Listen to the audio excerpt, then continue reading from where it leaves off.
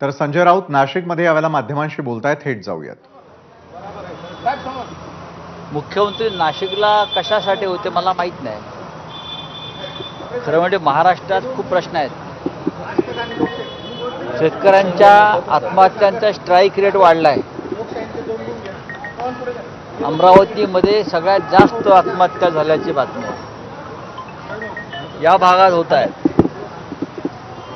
आता मुख्यमंत्री नक्की नाशिकला येऊन काय करतायत, तर मुख्यमंत्र्यांना निवडणुकीमध्ये फार इंटरेस्ट आहे. ते जर इथे शिक्षक मतदारसंघाच्या तयारीसाठी आले असतील तर मी इतकंच सांगेन, नाशिक शिक्षक मतदारसंघात शिवसेनेचे उमेदवार संदीप गुळवे हे विजयी होते. याच्याविषयी माझ्या मनात कोणतीच शंका नाही. साहेब, हां, अमोल मिटकरी म्हणाले अजित पवारांनी महायुतीतून बाहेर पाडावं, आंबेडकर आणि त्यांनी एकत्र यावं. त्यांचा प्रश्न आहे, त्यांच्या पक्षात मी काय बोलू. छगन भुजबळांनी आपलं उपोषण जे आहे ते मागे घेतलेलं आहे.